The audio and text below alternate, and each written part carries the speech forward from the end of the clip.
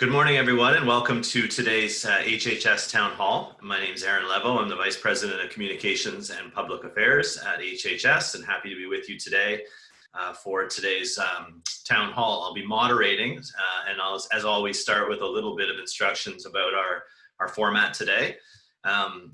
So there will be a Q&A. We have about 30 minutes of presentations with a series of folks here, and then we'll have time for questions at the end, and also some time for celebrations.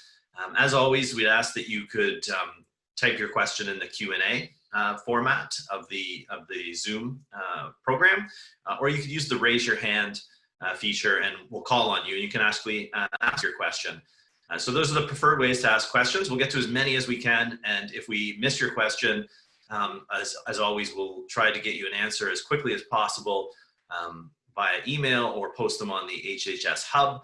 You can also, if a question comes to you after the fact, email a question to HHS News, the email website. We'll put all that information up at the end during the Q&A. So today I'm joined by Rob MacIsaac, our President and CEO, Dr. Dominic Mertz, our Medical Director of Infection Prevention and Control, Michelle Leroux, our Vice President of Human Resources, Dave McKeag, our Executive Vice President of Corporate Affairs and Chief Financial Officer, and Bruce Squires, our Vice President of Women's and Children's Health. So to get things rolling, I'm going to throw it over to Rob for a bit of an overview and update as to where we sit. So Rob, take it away. Thanks very much, Aaron, and hello everyone, and thanks very much for tuning in. Great to see so many participants today. It's been a couple of weeks, a few weeks since our last town hall, so I hope everybody has had an opportunity to have some downtime this summer, has been able to spend some quality time with friends and with family. We have a couple of important topics to cover today. It's been a super busy summer. The whole year has been super busy, but that hasn't really stopped during the summer.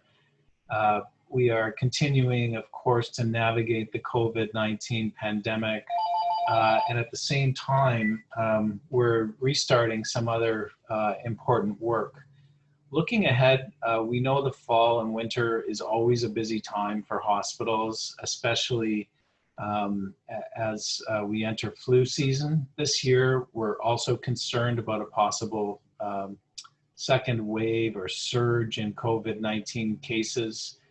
And so that will, of course, pose lots of bed management capacity challenges. For sure, we're going to have to continue to do our best to protect space in our hospitals to provide care to people who need it most. That includes maintaining some capacity for the possibility of a surge in COVID-19 patients. And of course, that's something that we are mandated to do by the provincial government. To create additional capacity for hospital care, we have been actively working with St. Joe's Hamilton to secure an AHF, an alternative healthcare facility in Hamilton. So that will be space outside of either hospital and really designed to accommodate patients who don't require acute care but still require some care. We think this space will allow us to accommodate around 150 patients waiting to move to a community setting. So you'll hear more about that as our plans evolve. I'd now like to turn it over to a few of my colleagues who will provide some additional updates, including a pandemic update, some words on pandemic pay, ambulatory service reintegration, and the 2020 My Voice Matters survey results. And as always, we'll provide some opportunities for Q&As and some time for celebrations. So perhaps I could turn it over to Dr. Dominic Mertz for an infection control update. Dominic? Yeah, thanks, Rob. And I will stick today to just some updates around the epidemiology, what's happening across Canada, in Ontario, in particular locally here in Hamilton. On the first slide here, you see the national view. As you know, Quebec has the highest case numbers, exactly 60,000 yesterday. Ontario with 39,714, followed by Alberta with 11,000. The largest increase recently is actually in BC, where they are currently sitting at 3,700. Next slide, please. This is the Ontario data from our public health colleagues. It's a busy slide, but you see a clear pattern with the peak that we had mid-April, another sort of second peak there, end of May, beginning of June, and since it's more or less consistently going down or flattening now at around 100 cases per day on average. You also see the color coding here. And when you're looking at that, you see a lot of blue, which is close contact. So people who have a known close contact to a COVID positive case or related to outbreaks. Then the brown color are the most concerning ones. That's where there's no known epi-link. So there's no clear source. But you can also see that in the last few days, this number is relatively small, probably around a third of all the cases that we see. And then there's still some with no information where public health still tries to figure out what the source might be. Next slide. And when we're looking at the picture in Hamilton and the way Hamilton Public Health reports the cases, it's cumulative. So you see how the cases increased over time, and based on the slope, you can identify how many new cases per day. I have the yellow box on the left-hand side is where we, for the first time, had sort of an equilibrium with typically up to 5 cases per day. Then the Roslin happened. Then we have the second yellow box where we were again in a very similar pattern, around 5 cases per day, very stable, no major outbreaks anymore. And that was the situation how we entered stage 2 here by end of June.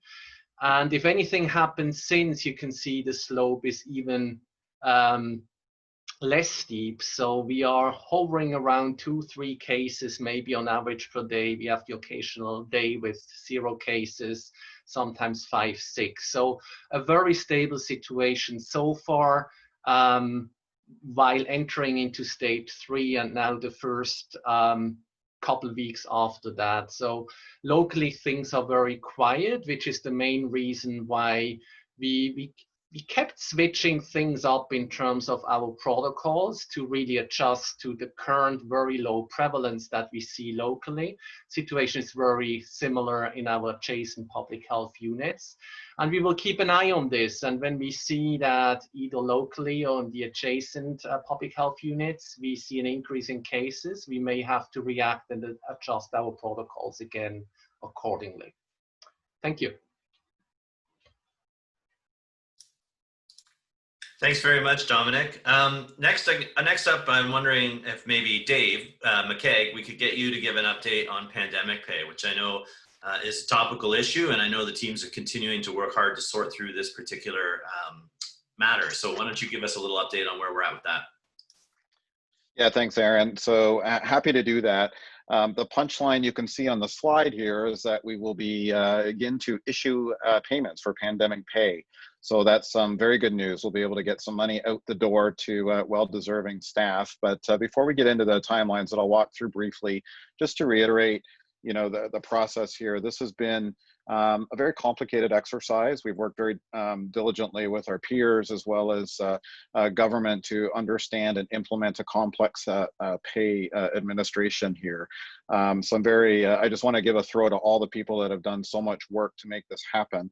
Also wanted to remind everybody that the government has given some very explicit and specific instruction on eligibility. That eligibility criteria has not changed in the past few weeks. So we are following that direction and issuing pandemic pay accordingly. All the details around what job codes and position titles are eligible are included in a very well put together and detailed FAQ that will be posted on the hub. Also like to just highlight that if you have questions, there will be a specific temporary pandemic pay inquiry form that staff can fill out if they have any specific questions for themselves. And the last thing I would just also reiterate, only because it's come up a few times in questions, I'll just reiterate it now, that the criteria also includes that employees must be working in not only an eligible role, but in an eligible workplace providing in-person publicly funded services to be eligible for pandemic pay.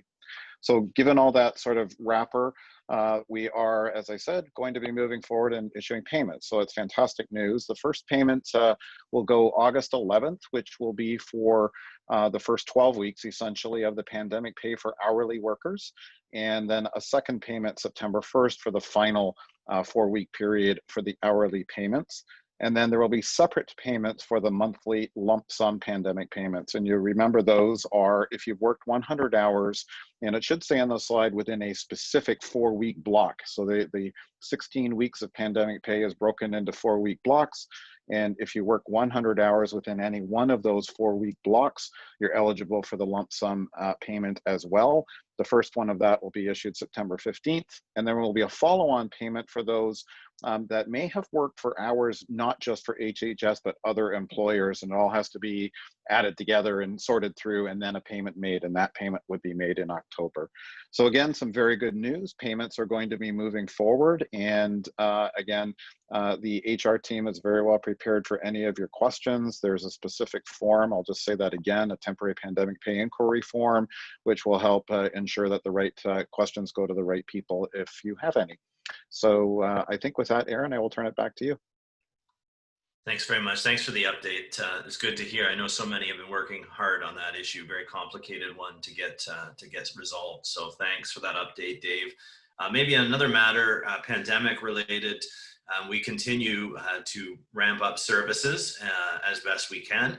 I have Bruce Squires with us today. Bruce, I'm wondering if I could punt to you to give us a bit of an update as to where we sit on some of the ramp up that's going on and where we are now. Thanks very much, Aaron, and thanks for having me again. I'm here on behalf of the Ambulatory Care Task Force that has tried to coordinate this work, and I've had the pleasure of chairing that along with Dr. Barry Lum, who couldn't join us today. Sort of unusual to, I think, our COVID approach. This is not a real-time update. This is a little bit of old news in the sense that we've moved to the next phase of the ramp up or the return of on-site ambulatory care services on July 20th, so now a couple of weeks ago.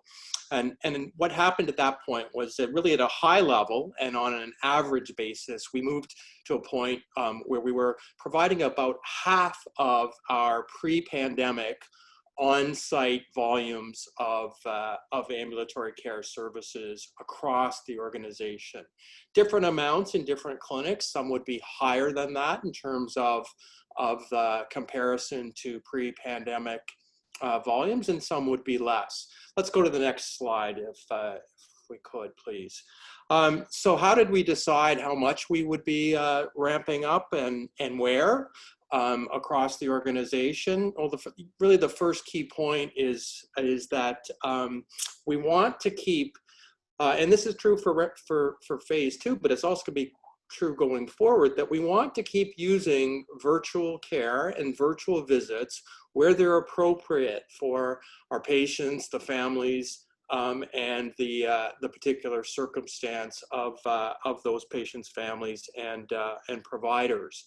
So I've shared before that in the early stages of the pandemic, we saw a 1,000% increase in the use of virtual care across the organization. Much of that is appropriate. Not all of it will continue going forward. Some of those virtual visits were really in lieu of on-site because it was all that was available, but a significant portion really represent those services where we've now learned, proven that we can continue to meet the needs of our patients and their families and also that it works for our teams.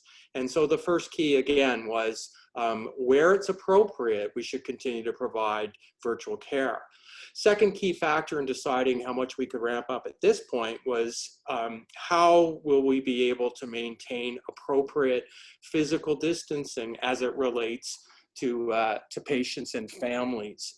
Again, since we've moved to universal masking, certainly it's okay to not have physical distancing for our teams where it's not possible in ambulatory sites and also in inpatient sites because we are using universal masking.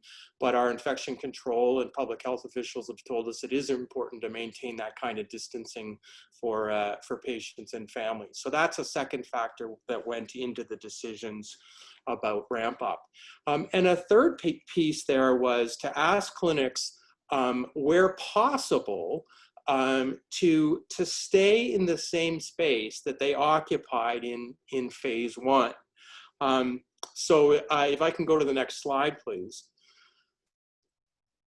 So clinics on that basis and with those guidance pieces that I've described, clinics prepared their plans, and those plans were then provided up to the ambulatory care task force for our review. In most cases, clinics across the organization said that the current space that they've been occupying in phase one would work for phase two, and essentially that would be for the rest of the summer. There were a couple of notable exceptions where the teams identified that there was a need to go back to previous spaces more quickly in order to ensure appropriate care. And so in a few places, we have seen a return to previous space. One was regional rehab. A second will be effective this Monday, the Ron Joyce Children's Health Center, and so you can see that in my background. And a third is the two-piece space at the Children's Hospital.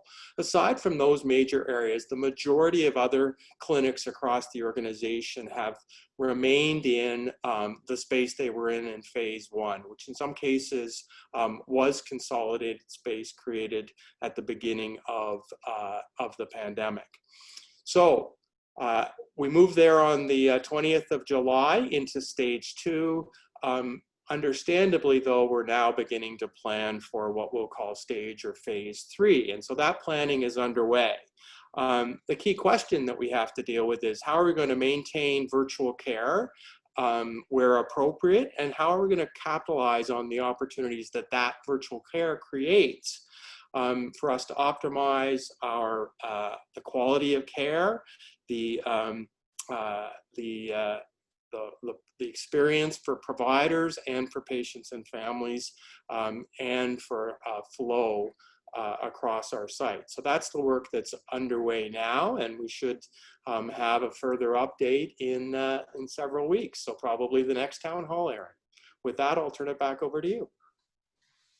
Thanks a lot, Bruce. Really appreciate that. And I see some questions coming in already, so that's great. We'll just hold those for a moment as I have another update. I'd like to call on Michelle Leroux next to talk to us a bit. When you get the chance to read email today, you might see in your inbox the My Voice Matters survey results, which were shared out. So Michelle, could you give us a bit of an update on where we're at with that rollout and some of the news from the survey? Thanks, Aaron. Yes, gladly. So you'll all recall that the My Voice Matters survey occurs every 2 years. It measures two things, our engagement and the experience of our people. And by people, that's our staff, our physicians, and this year, for the first time ever, our residents, which we're thrilled to have included.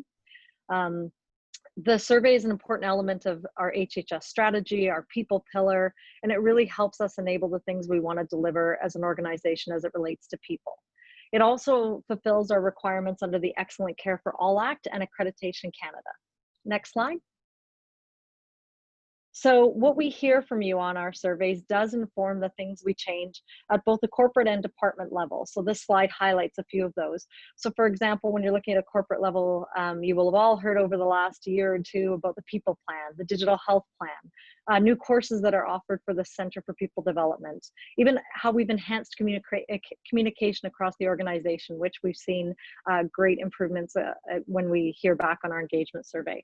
At the department level, the survey provides feedback to help us make meaningful change, many of you through your CQI tools and other quality improvements. Next slide, please. So as I mentioned, the survey looks at both engagement and our overall experience as staff, physicians, and residents. So just a reminder, engagement is how we all feel, act, and think about the organization as a whole, as HHS. Our experience is really our day-to-day experience in our roles at HHS. When we looked at those questions that form this survey, these questions came from both our new provider who provided our insight into what these questions might be, but also we engaged stakeholders across the organization, residents, physicians, employees, who said that the way these questions were phrased or the questions that we use would be meaningful to all of you. Next slide. So we were thrilled this year to have the most responses we've ever had, over 7,000 responses across HHS at a very busy time. You'll all remember early in 2020.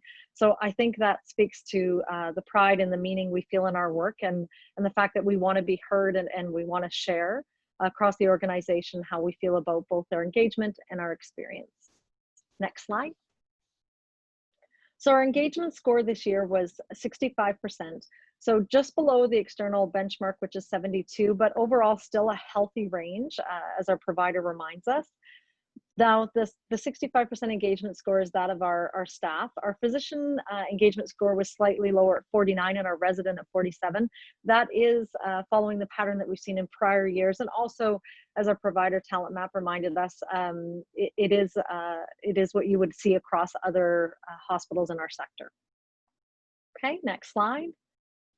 So when we look at the results, and there's going to be much available on the hub, there already is, so I encourage you all to go and view the details.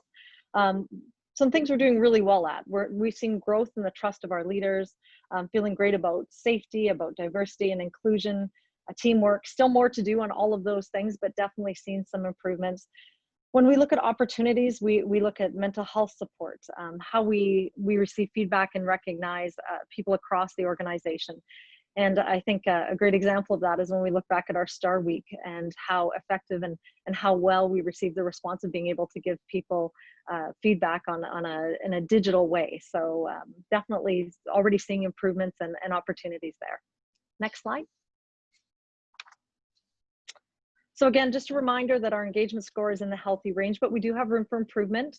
There's things we're going to do across HHS, definitely. As we compare to our benchmark, we're not that far off, but we do have some things that we show as great strengths that I mentioned, but definitely some opportunities. We do take great pride in our work, both in the local opportunities that we're doing and across the organization. So thank you, because it really is all of you that drive this change, who give us this feedback, who then are able to act on that feedback and make a difference as we move forward towards our next engagement survey 2 years from now. So next slide. I really encourage all of you, there are a number of new tools that were developed this year. Leaders will be working across their portfolios to use those new tools. We've got all kinds of resources, tips, and tools. So please go to the hub, use the supports that are there, speak to your leaders, and let's move forward. We really want to continue to engage on the work that we've done. Our next slide. So just an overview of our timeline, whipping through to August and September. It's kind of flying by. We really need to keep the momentum going. We've seen a lot of people reaching out to our talent folks in HR saying they want to continue to develop the work they've done on the work plans through CQI, through quality initiatives. So let's keep that going into the fall. We know it's busy, but again, this is rewarding to our staff, physicians, and residents. Okay, and with that, Aaron, I'll turn it back to you. Okay, thanks a lot, Michelle. All right, so we finished the presentation portion of the webinar today, or the town hall today. I have to stop saying webinar. It's a virtual town hall. So our virtual town hall will now head into the Q&A format. So we had the opportunity to address some of the questions that have been raised, and certainly if you'd like to submit one, you can use the raise hand feature to ask a question, or you can put one in either the chat or the Q&A format. We'll get to it either way. So maybe we could start at pandemic pay. Dave, maybe I could go to you. I guess two questions really here, or Michelle can jump into about, again, if you could remind the group what, I think this is a government oversight on this program. They made some certain limitations on who got the pay. So there's two questions here. One about allied professionals who don't get the pay, even though they were coming in to work face-to-face with patients. And then the other one about research, I think research admin, in terms of the, those that were working on specific studies, research staff, would they qualify as for the pandemic pay as well? Sure, Aaron, thanks. And you're right. And just to reiterate, the government has provided very detailed and specific guidelines or requirements on who is eligible for pandemic pay. So that's something that while we have advocated that all staff should receive it, the sector, not just Hamilton Health Sciences and all of our peers, but across the sector with the OHA, the Ontario Hospital Association, all positions were not in fact included. So unfortunately, the question asked in the specific example, the only sort of therapist role that is included specifically in pandemic pay is respiratory therapists, but general allied health, even though providing bedside care, are not included. And that's not our wish, but it is not our ability to pay pandemic pay for those kinds of roles. So we have to follow the guidelines. So that is the answer, unfortunately. I've already forgotten this. Oh, and the same thing would apply. One of the other provisions within pandemic pay, it's publicly funded care. So it is unlikely that those doing research would be included in pandemic pay as well. If there's a specific question, again, an individual could submit a temporary pandemic pay inquiry form to Human Resources for confirmation. But the guidelines were very tight, very strict, and had a lot of gates to go through, even to the point, just so folks understand the work that had to go in behind the scenes in terms of understanding this relative to collective agreements and other pieces of government legislation. It's a very complex thing to administer, and that's why we're trying to provide a very detailed FAQ as well as a list of positions that'll go up on the hub, should be today, usually goes out in the HHS news section. We'll make sure that it's easily accessible, I'm sure, Aaron, with your team, so folks can get to it easily. Yeah, thanks. And I see a question there about the FAQ on the hub. So coming, if not today, then as soon as possible tomorrow. Also a question about MRTs being included. I think to Dave's point, I'm not sure if anyone can address specific positions right now, given there was so many different qualifiers, but Dave, maybe MRTs, I'm not sure. Yeah, not 100% right off the top. So again, let's get the list up on the hub, and we'll go from there. And again, it's a very specific list with job codes and job titles. So you should be able to tell within that. Again, it had to be patient-facing care, on-site, in-person, publicly funded, all those other parameters. So if you're not sure, best to ask. Yeah, and as this rolls out too, I mean, the hospital is administering a government program. You're certainly at liberty to write to your MPP, to the Premier, to the Health Minister, for those that weren't included, and let them know how you feel about that. So that's always an option for everyone as well. Of course, the hospital, and I know our CEO and other CEOs in the region did push very hard to have those that were excluded included, but to no avail. So we'll proceed to get the payments out. So thank you to those that raised those questions. I have two kind of related questions here, one in the chat forum and one on my list of questions asked on the hub that maybe, maybe Dominic, you could weigh in a little bit. It's about travel to the States. My understanding is that restrictions on non-essential travel remain at least until the end of August. So no one is traveling for that reason, or at least if they're getting across the border, they're not doing it legally. And the quarantine period that then might be in place once those restrictions are lifted, it's my understanding that that might still be the case. I don't know, Dominic, if you know that once that's lifted, do you think it's reasonable that we would still have a 2-week quarantine period for anyone that does have to travel to the States at such time they're allowed to do so? Yeah, I think that's a decision we can make once we have some release of the current measures. But fact is that the Quarantine Act still requires 14 days of quarantine when you enter Canada from any other country, being it a low-risk country like New Zealand, or if you're coming in from Brazil. So at this point, and for the US, my understanding is as well, you need to have an essential reason, otherwise you're not even allowed to enter the country. And for now, that stays the same. To me, in my head, I think at the point of time where the federal government would give us the option to that people no longer require 14 days of quarantine, then the question will be, what was the travel, from where were people coming from, to sort of estimate the risk and then make decisions on whether they can return within the 14 days or not. But I think at this point of time, it seems to be a moot point because we don't even have that option. And the federal act supersedes any other decisions we made locally. Thanks for that. Appreciate it. I have a couple questions here about our ambulatory ramp up. Maybe Bruce, I could call on you for these, and others may want to weigh in. I'll ask them both, and maybe we can address them in turn.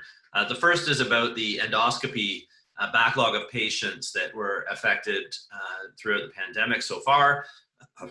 I know there's some additional time blocks in place, but what's the plan more broadly to add blocks and work through that backlog? That's question one. Number two, and again, maybe Kelly Campbell, I know who's with us, might also weigh in on this one about the considerations being given to the cleaning strategy between appointments for ambulatory care.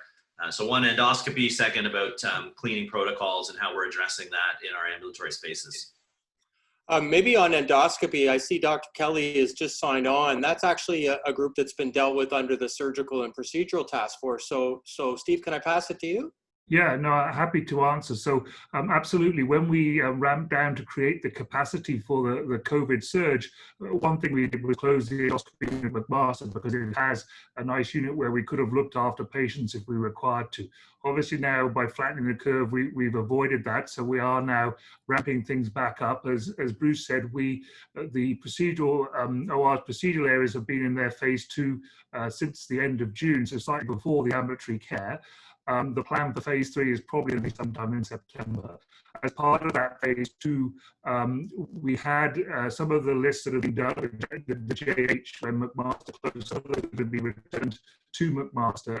That's going to happen mid-August. There's a little bit of staffing as well. There have been some new recruits to the endoscopy program who are being trained up at the moment at the general and the JH. So that work will return to McMaster starting mid-August, and so the work will be going from the JH to McMaster.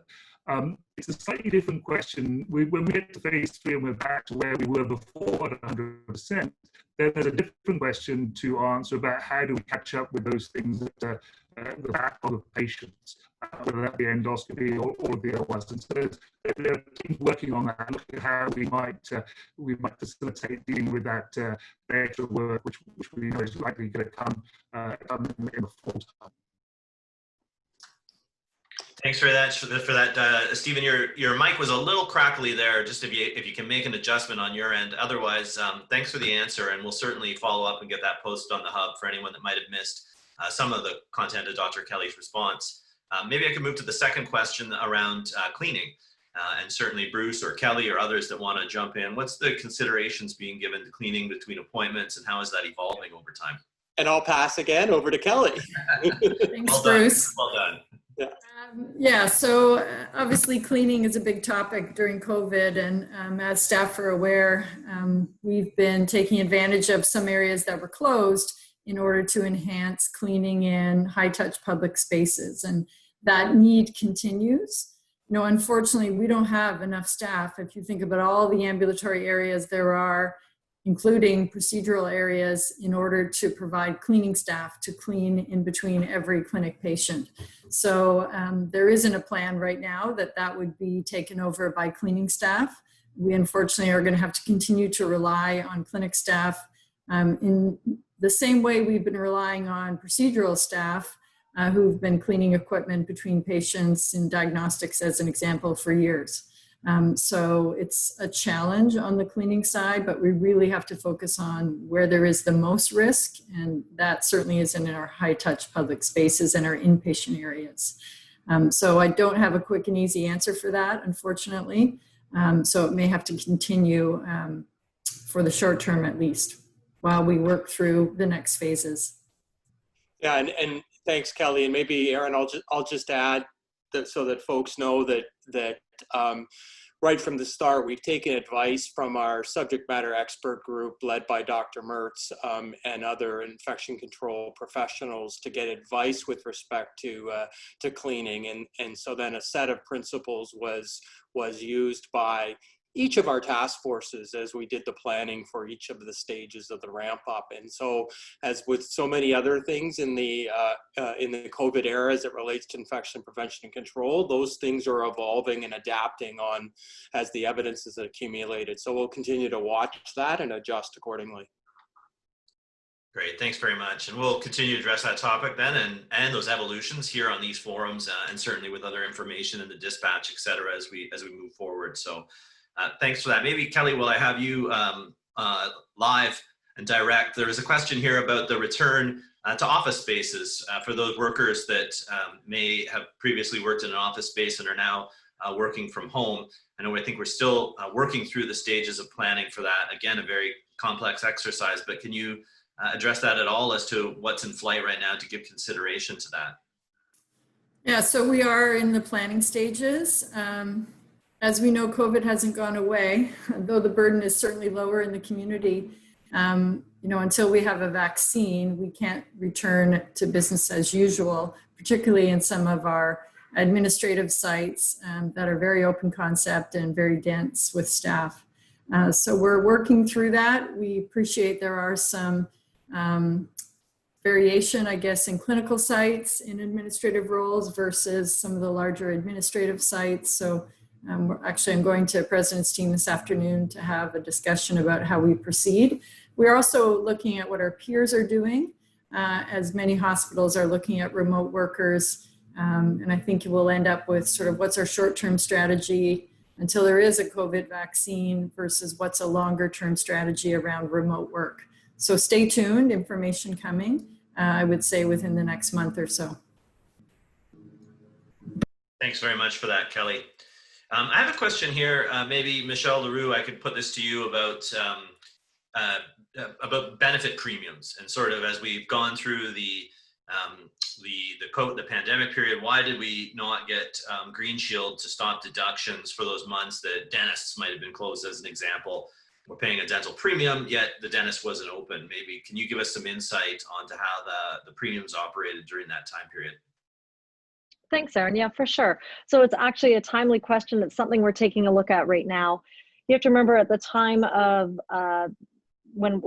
the period you're referring to, we weren't sure how the volumes were going to work. There are other things that dentists were seeing people for, emergencies, that sort of thing. We weren't sure if we were to expect kind of a spike after you were able to go back to the dentist, you were still able to get your prescriptions, that sort of thing. So we're now working with Green Shield, our provider, to go back and take a look at our usage to see how that has since played out. Other hospitals and other employers are doing the exact same thing. So more to come on that. Stay tuned. Thanks very much. And there are a couple of questions about diversity in the My Voice Matters survey. I'm not sure if you have those numbers at your fingertips, or maybe that's something we could address subsequently in follow-up, but maybe you might want to comment on that question specifically about whether or not there's a marker of, I guess, ethnic or other categories of diversity that might have been baked into the survey, so to understand who was replying and the numbers there. So our survey is anonymous, so that's not the data we would have collected, but some great questions I see coming in. So I agree with you, Aaron. Let's take that offline and see what we can do to better answer those questions in the future, for sure. Sounds great. And Bruce, maybe one for you about ambulatory appointments, although you're doing a really great job at punting, so maybe you can find a landing spot for this one. But this intersects with visitor policy. So can you comment at all about visitors for outpatient appointments, recognizing that specifically older adults need to have a driver or someone to accompany them to our facilities? So how is that being accommodated now, and what's the view on evolving that over the coming weeks? Yeah, thanks very much, Aaron. And I would punt if Kirsten Kroll was with us today, because she has been leading the efforts with her team, working with patient and family advisors, and with our colleagues at other regional hospitals, in particular St. Joe's, to gradually evolve our approach to to the accompaniment of patients by families and caregivers as the pandemic evolves. And so yesterday, the next stage of our plan for patient, family, and support person visitation went into effect. The major changes yesterday related to inpatients and moving to permitting up to 2 family members, caregivers every day rather than the alternate days that were in effect. As it relates to outpatients specifically, other than for pediatric and our obstetrical patients, for other clinic visits, it's only under special circumstances where a family member or caregiver is able to attend. And so where you have those circumstances, clinics can play a special role in communicating that to our screeners and educating the patients and their families and their support person, but then where necessary, providing for that exemption. Again, as I said, this continues to evolve, and so we would anticipate going forward there will be a next stage, probably again coordinated with St. Joe's, but the date for that is not in place yet. So, you know, the question of when, not sure yet. Is it on the radar? Absolutely. Erin, it's Kelly. I can add to that since Kirsten's not with us today. One of our biggest challenges on the outpatient side is the size of waiting rooms and a place for that, you know, caregiver accompaniment with the patient to be while they're waiting for the patient to have their appointment. So it's not that we wouldn't want to expand that, but we really don't have the space to expand it. So clinics, as Bruce mentioned, have a really pivotal role. The best time to have that conversation with the patient is before they arrive at the door of the hospital. It's a more challenging conversation for the screeners to have. So we're really encouraging clinics to make sure they are communicating to patients that it's patient only, unless they do need someone to accompany them. And then the screeners need to know that. So it's a bit of a challenge right now, but it's not that we don't want to, it's really related to space and the ability to maintain physical distancing in very small waiting areas.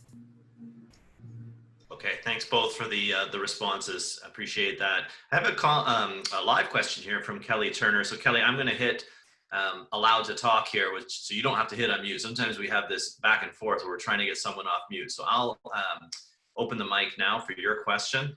Oh, are you there? No.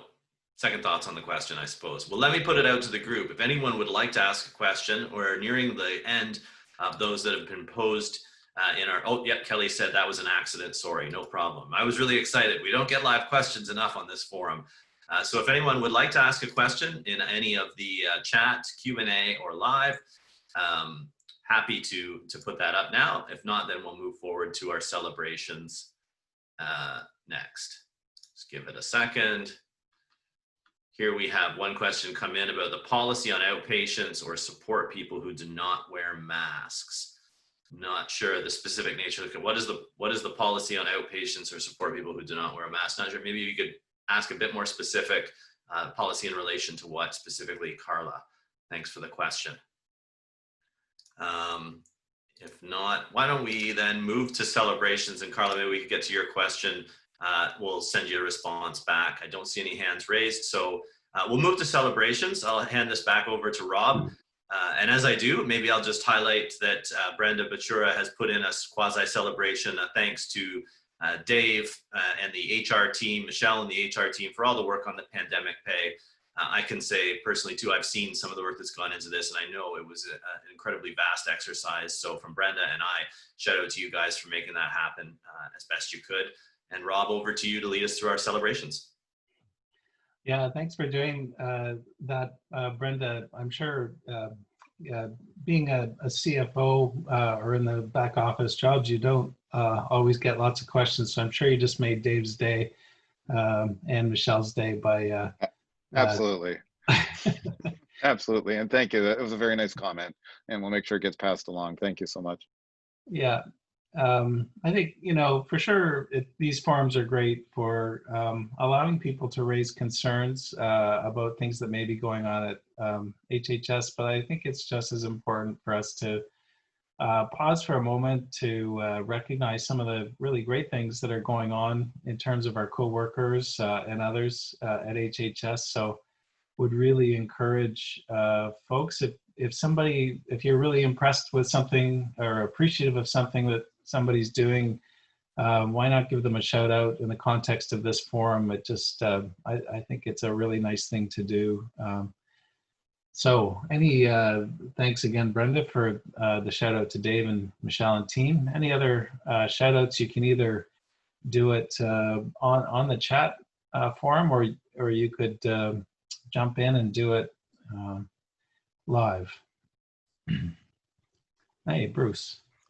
Thanks, Rob. Yeah, maybe I'll just take the opportunity to celebrate in particular and shout out to Doctors Jeff Pernica, Martha Fulford, and Sarah Kahn, who were all really key participants in a collaborative effort with the other children's hospitals in Ontario to develop a guidance document on school reopening, which was really critically about advocating for the proper balance between the need to provide protections in the time of COVID, but to mitigate the really significant impact of school closure on the health and well-being of children, youth, and families. So that got a lot of discussion, a lot of press, and we've been engaged with local school boards and helping them to work through the challenges around school reopening. And I really want to thank and shout out to those three physicians in particular, along with a number of other members from the Children's Hospital and HHS. Thanks very much, Bruce. Another nice shout out from April around the Ron Joyce clinical leaders and managers for all the work that's going on for the reopening of patients. Important recognition. It's great work that's happening there. Are there other shout outs? Dr. Kelly. Yeah, Rob, sorry, I'm sorry about my mic. Was it not working as well? Is it okay now? You're sounding crystal clear. Okay, so yeah, just in the spirit of sort of the backroom staff and things, maybe I'd just like to shout out to all the data people we have working with us. I chair a regional committee, and Bartek Lazota has been fantastic, getting us data as people talked about the backlog and how we're going to deal with that, and really having good data to give us a handle on what's happening is going to allow us to plan properly and make sure we can deliver the care to our patients. So I'd just like to thank all our data workers out there who are providing us this information. Thanks, Dr. Kelly. That's great. This week, Cheryl Williams was good enough to invite me over to the General, and we did a tour of a number of the units that are prepared for receiving COVID patients. So I want to give a shout out to all of those staff who are both prepared today and who've done such great work in the past on those units. I was super impressed with the work that had been done. Really, really great. I can see a number of other shout outs to our environmental cleaning staff, to the HITS team, and all the staff who stepped up to act as screeners, which was really important work and could be challenging, no doubt, at times.